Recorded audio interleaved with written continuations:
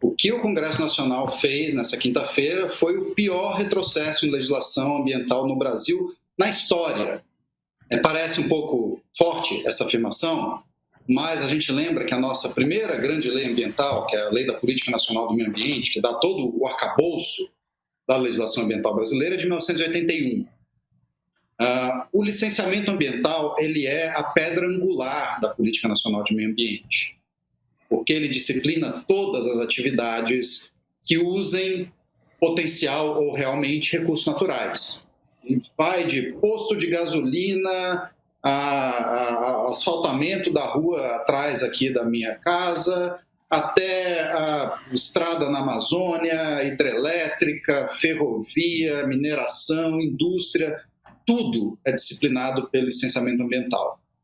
O que o Congresso fez, contrariando vetos do presidente Lula, jurisprudências do STF, o bom senso, a moral, a ética, a saúde, a segurança dos brasileiros e a proteção dos nossos ecossistemas e as nossas metas de clima, o Congresso matou, na prática, o licenciamento ambiental. Parece outra frase muito forte, mas vamos lá.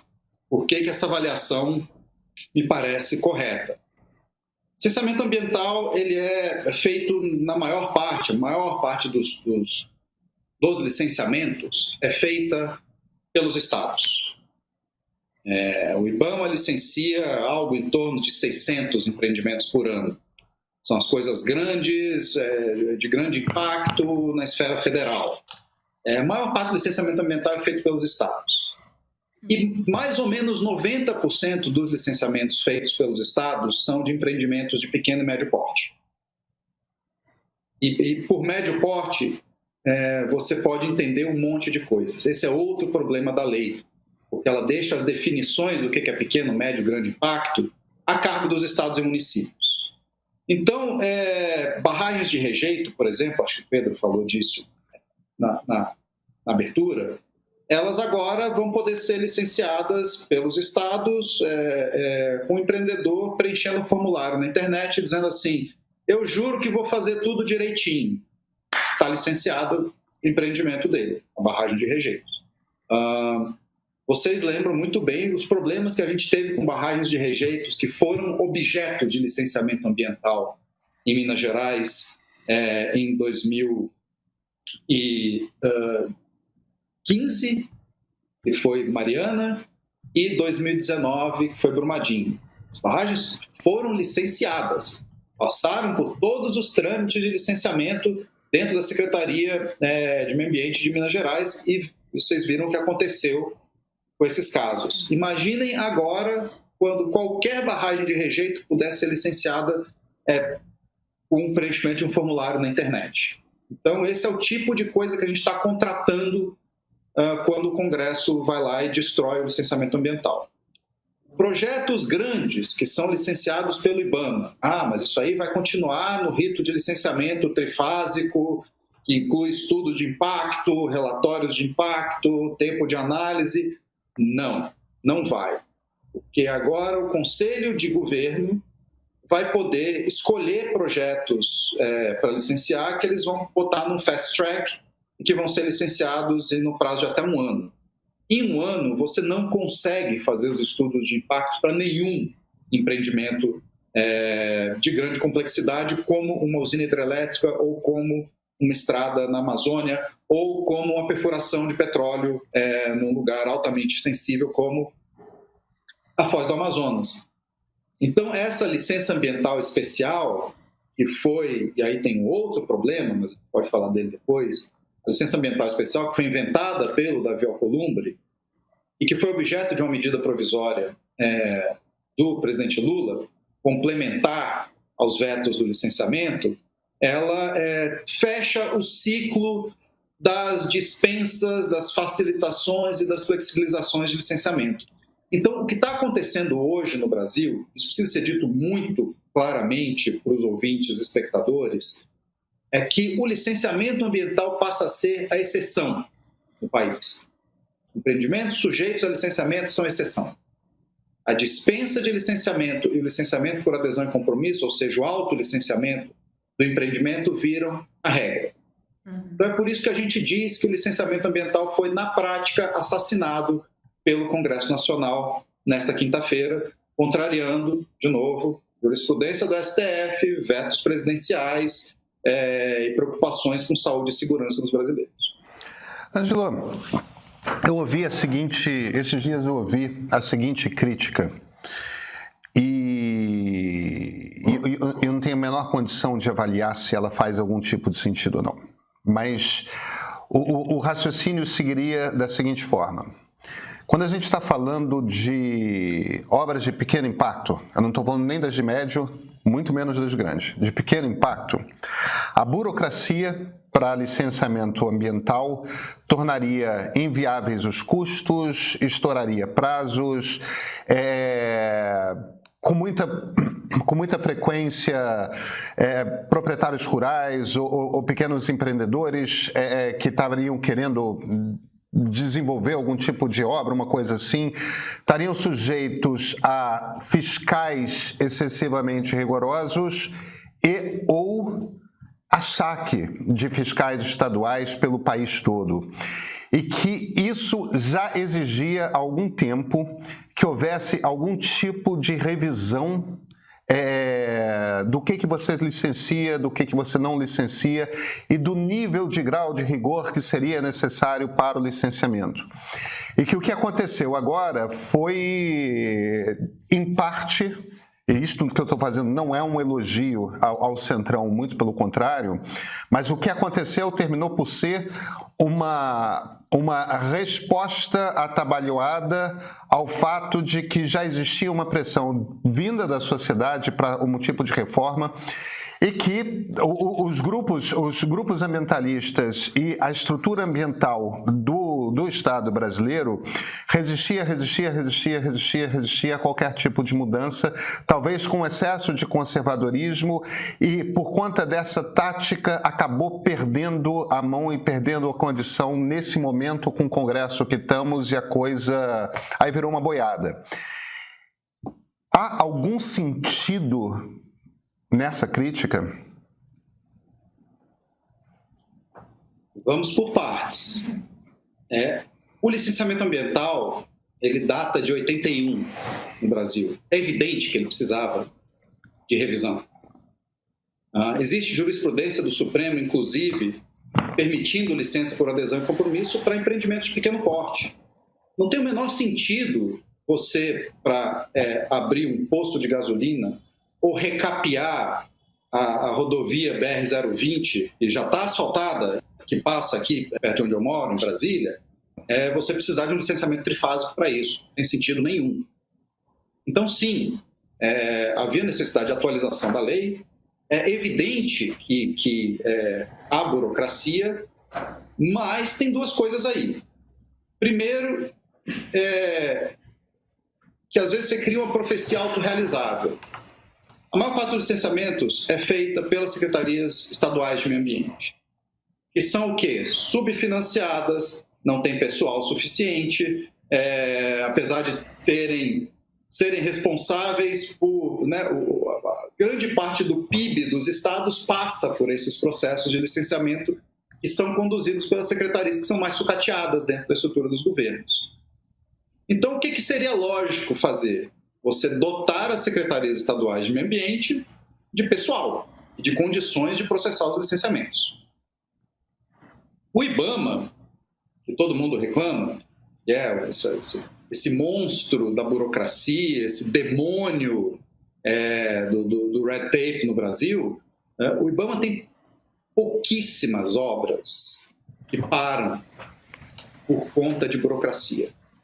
A imensa maioria das obras, elas são licenciadas adequadamente pelo IBAMA.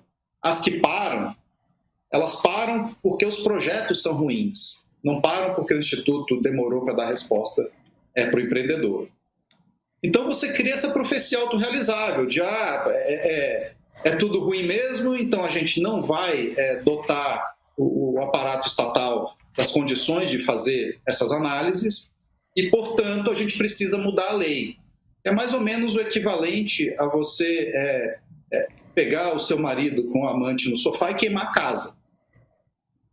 pouco isso que o Congresso, né, fazendo uma analogia bem grosseira, foi isso que o Congresso fez.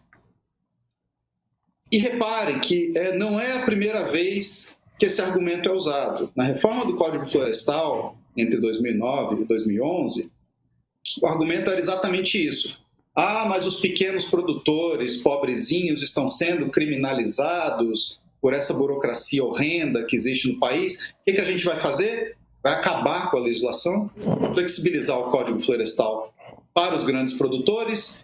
E o que aconteceu desde a flexibilização do Código Florestal? Todo ano, a bancada ruralista, o centrão, a extrema-direita, tentam introduzir mais flexibilizações no Código Florestal, porque eles disseram que aquilo iria pacificar o campo nunca foi pacificado, e eles estão tentando impor mais desregulação. Desde então, os programas de regularização não foram implementados, o cadastro ambiental rural nunca foi homologado no Brasil inteiro, e os setores truculentos do agronegócio continuam fazendo de tudo para flexibilizar ainda mais a legislação. Então, não tem motivo nenhum para achar que com o licenciamento esteja sendo diferente. Você, como todo processo de desinformação e fake news, você se aproveita de uma questão real. Sim, o licenciamento precisa de reforma, precisa de redução de burocracia, para derrubar todo o arcabouço. Então, acho que a crítica, ela de novo, ela tem um pezinho na realidade, mas ela constrói uma imensa ficção a partir disso. Ângelo, a gente acabou de sediar no Brasil uma COP, né, que terminou na semana passada, e hoje o que os jornais estão destacando é que exatamente poucos dias depois do encerramento da COP no Brasil, a gente tem, então, esse retrocesso no Congresso. Tem dados do governo federal que dão conta de que em 2025 o desmatamento teve uma redução de 11% na Amazônia, 11% também no Cerrado, no Cerrado um pouquinho maior, 11,5%. O que essas medidas, o que esses vetos derrubados no Congresso ontem podem fazer com esses dados, com esses pequenos progressos que a gente vinha conseguindo, né, na comparação com 2022, a queda do desmatamento acumulado na Amazônia, por exemplo, chegou a quase 50%, né, comparando 22 com 25. O que a aprovação, o que a derrubada desses vetos no Congresso pode trazer em cima desses pequenos avanços que a gente conseguiu aí nesses últimos anos? Olha, Luísa, são duas coisas. Você pode criar dificuldades adicionais ao trabalho do IBAMA, porque o IBAMA hoje usa o licenciamento ambiental como uma espécie de proxy para avaliar propriedades rurais que eles estejam fiscalizando. Então, assim, você olha a propriedade rural, tem desmatamento, não tem licenciamento, embarga, porque ela já não tem licenciamento. O que vai acontecer agora é que mesmo propriedades em áreas griladas vão poder ter licença, elas estão dispensadas de ter licença ambiental. Porque tem lá um pedaço do dispositivo que fala assim, mesmo áreas sem o CAR, o Cadastro Ambiental Rural homologado, vão entrar nessa grande dispensa de licenciamento que foi feita para toda atividade agro-silvo-pastoril extensiva. Isso é uma coisa. Então, você dificulta o trabalho ali miúdo de fiscalização do IBAMA de propriedades rurais. E das secretarias estaduais também. A outra coisa é que você cria um fast track para um monte de empreendimentos. Por exemplo, tem um dispositivo lá na nova lei, e foi vetado, que foi derrubado pelo Lula, que diz assim, reformas em estradas vão poder ser feitas sem licenciamento. A BR-319, que é o objeto desse, esse texto, ele foi feito sob encomenda para permitir o asfaltamento da BR-319. A BR-319 é a rodovia Porto Velho-Manaus, corta a área mais preservada da Amazônia. Ela foi objeto de uma licença prévia ilegal, dada pelo governo Bolsonaro, e que está, nesse momento, suspensa por decisão liminar do TRF-1, Brasília. E essa estrada ela vai poder ser considerada apenas uma reforma, porque em algum momento da década de 70, 80, a BR-319 foi pavimentada. Foi um pavimento que durou até 1988. No momento que você ainda não tinha a pressão de ocupação de terras que você tem hoje nessa região. No ano seguinte ao anúncio da licença prévia pelo Bolsonaro, licença prévia encomendada pelo atual governador de São Paulo, Tarcísio de Freitas, que era ministro da Infraestrutura na época, o desmatamento aumentou 122% no entorno da 319, de um ano para o outro. Existe um estudo do professor Raoni Rajão, da Universidade Federal de Minas Gerais, estimando em 8 bilhões de toneladas de CO2 equivalente a emissão de gás de efeito estufa no período dos próximos 25 anos, caso essa estrada seja asfaltada sem as devidas salvaguardas ambientais. Então, na prática, o que essa legislação faz ao permitir o asfaltamento da 319 sem licenciamento, como se fosse uma mera reforma, como se estivesse recapeando aqui a 020 perto da minha casa, você basicamente implode o controle de emissões no Brasil, implode o controle de desmatamento no Brasil. A pavimentação de estradas sem controle na Amazônia, as estradas são o principal vetor de desmatamento na Amazônia. Então você joga fora o esforço que foi feito pelo governo nos últimos 3 anos de redução de desmatamento, que tornaram o Brasil, em 2024, o país do mundo que mais reduziu emissões de gás de efeito estufa. Então é isso que está em jogo. O ano eleitoral começa agora. De hoje até o Confirma nas Urnas, você vai ouvir muitas coisas sobre as eleições de 2026. O nosso trabalho aqui no meio é organizar essa avalanche, dar contexto, bastidores de Brasília e diferentes pontos de vista. Nessa semana de Black Friday, o plano anual do Meio Premium está apenas por R$ 120.